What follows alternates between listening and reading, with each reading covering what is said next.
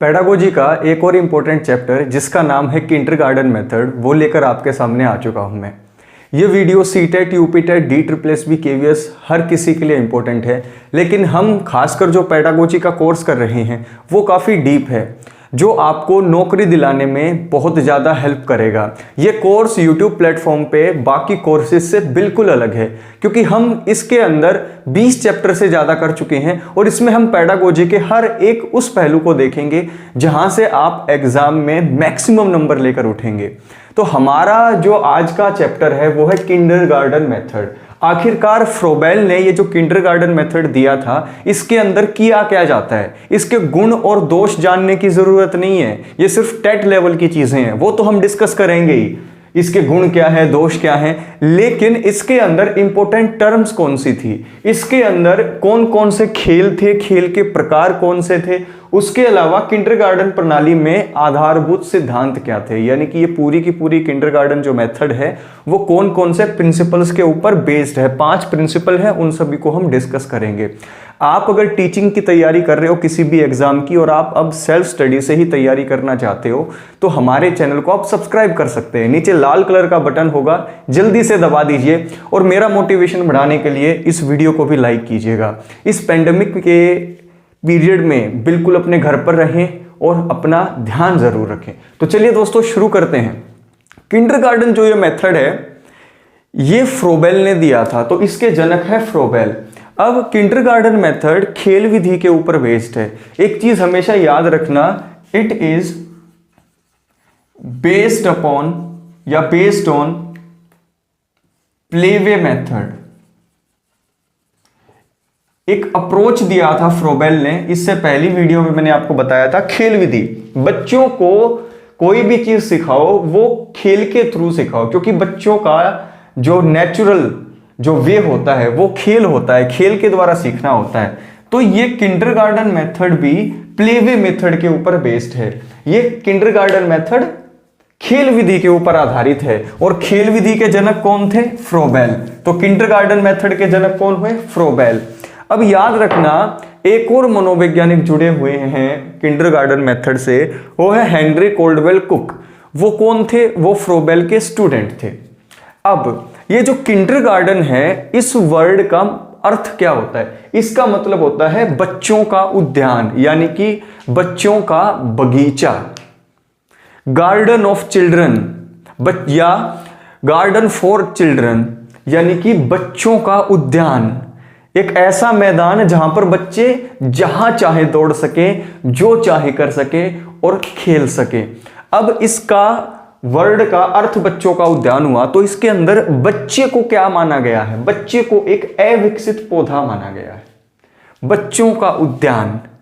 और बच्चे को क्या माना गया है? एक अविकसित पौधा, यानी कि एक प्लांट जो भी ग्रो कर रहा है। और उसे कैसे ग्रो करना है? बिल्कुल नेचुरल तरीके से, खेल के थ्रू। तो यहां पर 2 वर्ड जरूर ध्यान में आप रखेंगे, बच्चों का उद्यान, किंडरगार्टन का मतलब, और बच्चे का मतलब एक अविकसित पौधा। अब किंडरगार्टन मेथड में जो बच्चों को पढ़ाया जाता है, जो बच्चों को शिक्षा दी जाती है, वो खेल के थ्रू दी जाती है। Education is given through the playway method. मातृभाषा और शिशु गीत, अब इसमें याद रखना, इसमें बच्चों के लिए जब चीजें खेल से सिखाएंगे तो 3 चीजों का प्रयोग होता है। ये चीज बहुत इंपॉर्टेंट है दोस्त, अगर आपने ये नहीं समझी ना तो फिर प्लेवे मेथड को समझने की जरूरत ही नहीं है आपको। सबसे पहली चीज तो आपको याद रखना है कि इसमें गीत का प्रयोग होता है। इसमें किस चीज का प्रयोग होता है? गीत। बच्चों को गीत गवाए जाते हैं और उसके थ्रू सिखाया जाता है। अब ये टोटल गीत कितने हैं? ये टोटल है 50 गीत हैं। इसके अंदर एक बुक होती है छोटी सी, उसमें गीत हैं कितने? Collection of 50। ठीक है, 50 गीत हैं। और ये 50 गीत किस किस के लिए है? ये बच्चे के लिए भी हैं, और ये उसकी मम्मी के लिए भी हैं, ठीक है, और उसके टीचर के लिए भी हैं, मातृ और शिशु गीत। अब उपहार, खेलने की वस्तुएं भी हैं, यहां पर गीत भी हैं और यहां पर खेलने की ऑब्जेक्ट्स, उनको क्या कहा गया है? उपहार। उन्हें क्या कहा गया है? उपहार कहा गया है। एक तो गीत हो गए बच्चे के लिए, एक होगी खेलने की चीजें। भाई खेलने की चीजों से तो बच्चा खेलेगा। वो कितनी होती है, खेलने की संख्या होती है 20, यानी कि ये जो खेलने की ऑब्जेक्ट्स होती हैं ये होती है 20। कितनी होती है, 20 होती है टोटल। लेकिन इसके अंदर जो मेन होती है ना, मेन होती है आपकी 7। अब ऊन की गेंद हो गई, अलग अलग आकार के गोले हो गए, वो बहुत इंपॉर्टेंट चीजें होती है। इसमें खेलने की ऑब्जेक्ट्स मेन है 20, मेन है 7 और टोटल कितनी है 20। अब एक चीज और आपको याद रखना है कि यहां पर बच्चों से गीत गवाए जाते हैं, खेलने की ऑब्जेक्ट दी जाती है और इसके अंदर बच्चों को कार्य दिए जाते हैं, कार्य दिए जाते हैं। इसमें बच्चों को आप क्या देंगे, बच्चों को कार्य देंगे। उसको क्या कहा गया है, व्यापार। इसका मतलब क्या है, इसका मतलब यह है कि बच्चों को आप पहले गीत में कोई चीज सिखाएंगे, फिर बच्चों को उस चीज से, मान लो आप बच्चों को गोल आकृति सिखाना चाहते हैं कि ये गोल होती है, पहले गीत गवाएंगे, उसके बाद खेलने की चीजें उसे देंगे, बच्चा आइडेंटिफाई करेगा शेप को, फिर उसके बाद बच्चे को आप कार्य देंगे कि इसके अंदर से गोले और ट्रायंगल को अलग करो। तो गीत, खेलने के लिए ऑब्जेक्ट और व्यापार, यानी कि जब बच्चे को कोई चीज आ जाए तो उसे कुछ छोटे मोटे कार्य देंगे, बड़े कार्य नहीं। बच्चा इसमें छोटा तो बहुत छोटे मोटे कार्य। तो इसमें व्यापार का मतलब क्या है, जो बच्चों को आप असाइनमेंट देते हैं, the things which you give to the child to do, जो आप उसे बच्चे को करने के लिए देते हैं। तो यहां पर आपने क्या देखा, यहां पर देखा कि इसके अंदर मातृ और शिशु गीत होते हैं जिनकी संख्या होती है 50, खेलने की वस्तुएं टोटल 20 और उसमें मेन होती है 7। इसके अंदर इंद्रियों का प्रशिक्षण होता है, 5 इंद्रियां होती है, देखना, सुनना, टेस्ट करना, फील करना। ये सारी की सारी पांचों इंद्रियां बच्चे की ट्रेन होती है। क्यों? क्योंकि ये लर्निंग बाय डूइंग पर बेस्ड होती है। It is based on learning by doing. जो चीज मैं बोल रहा हूं लिखी नहीं हुई, उसको आप लिख लीजिए। अब इसके अंदर अभिव्यक्ति के साधन क्या होते हैं, ये बहुत इंपॉर्टेंट पॉइंट है 5वां, अभिव्यक्ति के साधन। आपने देखा होगा, आप किसी भी किंडरगार्टन स्कूल के पास जाएंगे, वहां पर बच्चे जोर जोर से गीत गाते हुए दिखेंगे, एक ही लय में। गीत, गति और रचना, यानी कि बच्चों से गीत गवाए जाते हैं, काफी तेज तेज गीत गवाए जाते हैं, और फिर वैसे ही गीतों की रचना करने के लिए भी उन्हें दी जाती है। रचना करने के लिए देना यानी कि व्यापार। समझे आप? क्या समझे आप? व्यापार। व्यापार मैंने समझाया था ना कि बच्चों को जब आप कोई असाइनमेंट दोगे तो इसके अंदर अभिव्यक्ति, अपने आप को एक्सप्रेस करने के साधन बच्चे के पास क्या क्या होते हैं, गीत, गति और रचना। यानी कि बच्चा पहले तो गीत गाएगा, सारे बच्चे मिलकर ग्रुप में, आपने देखा होगा तभी इतनी तेज तेज आवाज आती है। गति से गाएगा, यानी कि तेज तेज स्पीड से सारे बच्चे गाएंगे, और फिर वैसे ही गीतों की रचना करने के लिए बच्चों को दी जाएगी। तो गीत, गति और रचना होता है अभिव्यक्ति के साधन। व्यापार का मतलब कार्य, जो बच्चों को करने के लिए आप देते हैं। अब बच्चों को इसके अंदर खेल के द्वारा सिखाया जाता है। इसके अंदर बच्चे खेल खेल में सीखते हैं। तो खेल कितने तरीके के होते हैं? इसके अंदर खेलों को लगभग 4 तरीके का बनाया गया है। मनोरंजन और रचनात्मक खेल, यानी कि बच्चे के लिए ऐसे खेल होंगे जो काफी इंटरेस्टिंग होंगे और जो काफी रचनात्मक होंगे, क्रिएटिव होंगे। यानी कि what is the first type of game? पहला हो गया इंटरेस्टिंग एंड क्रिएटिव गेम्स। दूसरे होते हैं कल्पनात्मक खेल, इमेजिनेटिव गेम्स, बच्चों को पजल दे दी, ऐसी ऐसी चीजें। सामूहिकता की भावना वृद्धि करने वाले खेल, games which increase the social bonding of the children, आपस में बच्चों की सामूहिक भावना, ग्रुप फॉर्मेशन को भी स्ट्रॉन्ग करने वाले खेल इसमें होते हैं। चरित्र का विकास करने वाले जो है खेल, यानी कि games which develops the child morally, the games which does the moral development of a child, ऐसे खेल जिससे बच्चे के चरित्र का विकास होता है, अच्छी अच्छी बातें आप उनको खेल के थ्रू सिखाते हैं। तो ये मेन 4 प्रकार के खेल होते हैं। बच्चे इसके अंदर काफी छोटे हैं। अब किंडरगार्टन प्रणाली में आधारभूत सिद्धांत क्या है, यानी कि कुछ प्रिंसिपल्स के ऊपर भी बेस्ड होंगी ये। अब देखिए, पहली बात ये है कि किंडरगार्टन जो विधि है वो बाल विकास के मनोवैज्ञानिक सिद्धांतों के ऊपर बेस्ड है। ये लिखा नहीं हुआ, मैंने लिख लीजिए।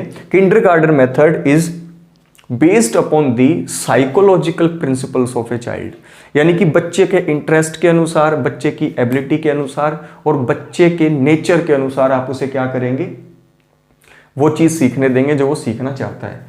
खेल खेल में चीजें सीखेंगे। तो एकता का सिद्धांत मैंने आपको बताया था कि खेल ऐसे खिलाए जाते हैं इसके अंदर जिसमें सामूहिकता की भावना की वृद्धि होती है, यानी कि जो ग्रुप फॉर्मेशन होती है, जो बॉन्डिंग होती है बच्चों की, वो काफी अच्छी होती है। तो ये एकता का सिद्धांत, ठीक है, के ऊपर बेस्ड है। इसके अंदर एक एकता का सिद्धांत भी है, स्वतः विकास का सिद्धांत, यानी कि प्रिंसिपल ऑफ सेल्फ इंप्रूवमेंट। इसके अंदर बच्चा खुद सारी चीजों को सीखता है, उसकी इंद्रियों का प्रशिक्षण करवाया जाता है और उसे खुद सीखने का मौका दिया जाता है। तो सेल्फ डेवलपमेंट का भी उसे चांस मिलता है। खेल का सिद्धांत, बिल्कुल मैंने बताया था, kindergarten method is based on playway method या प्लेवे अप्रोच। खेल के थ्रू ही शिक्षा होनी चाहिए।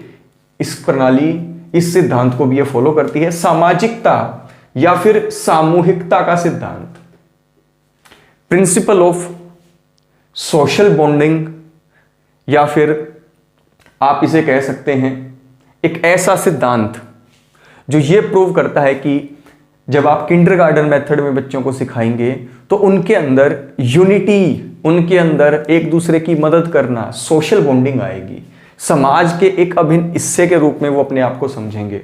तो सामाजिकता, सामूहिकता का सिद्धांत, प्रिंसिपल ऑफ सोशलाइजेशन भी किंडरगार्टन प्रणाली में होता है।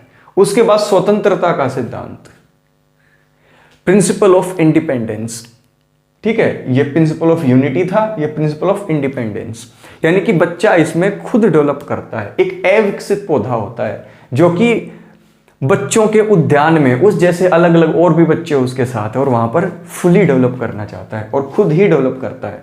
तो स्वतंत्रता का सिद्धांत इसके अंदर होता है।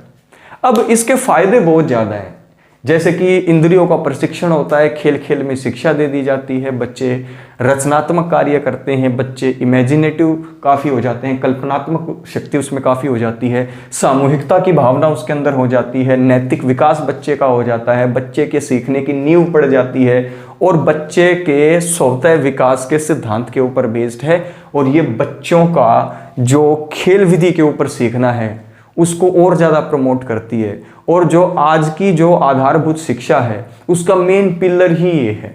तो ये तो थे इसके क्या गुण। दोष क्या है? दोष ये है कि किंडरगार्टन विधि में अच्छे टीचर आपको नहीं मिलते। जो टीचर आपको मिलते हैं वो टीचर सेंट्रिक अप्रोच वाले होते हैं, वो ऐसा मौका बच्चों को नहीं देते। There are lack of trained teachers. दूसरा, लैक ऑफ इंफ्रास्ट्रक्चर। हमारे देश में ऐसा इंफ्रास्ट्रक्चर नहीं है जिसमें किंडरगार्टन विधि काफ़ी अच्छे से फले फूले। ठीक है, कहने की बात है, इंफ्रास्ट्रक्चर वैसा नहीं है। तीसरा, it is very hard for the child to know what is better for him in current circumstances. आज के टाइम पर सर्कमस्टांस ऐसी हो गई हैं कि बच्चों को सिर्फ आप पढ़ाई नहीं दे सकते, वोकेशनल चीज़ें भी आपको सिखानी पड़ेंगी। तो ये सारी चीज़ें इसके जो है दोषों के अंदर आती हैं। तो आज की वीडियो थी किंडरगार्टन विधि की, जो कि मैंने ट्रेडिशनल तरीके से नहीं बताया। मैंने वो चीज़ें आपसे डिस्कस की जहाँ से क्वेश्चन आते हैं, क्योंकि दोस्तों वाहवाही लूटना बिल्कुल भी मेरा मकसद नहीं है। मेरा मकसद है कि जो चीज़ें आप पढ़े वहाँ से कुछ पेपर में आ जाना चाहिए। और टेट के लेवल की चीज़ें नौकरी लगने वाले एग्जाम में नहीं आएंगी, आपको पहले बता देता हूँ, उनका लेवल हाई होगा। तो अगर आप ये सोच रहे हैं कि आप टेट में आपने तीर मार दिए तो आपको एक नौकरी मिल जाएगी, तो बिल्कुल इस चीज़ को निकाल दीजिए। कॉन्फिडेंट रहना ज़रूरी है, लेकिन उसके आगे ओवर लग जाए तो मामला ख़राब हो जाएगा।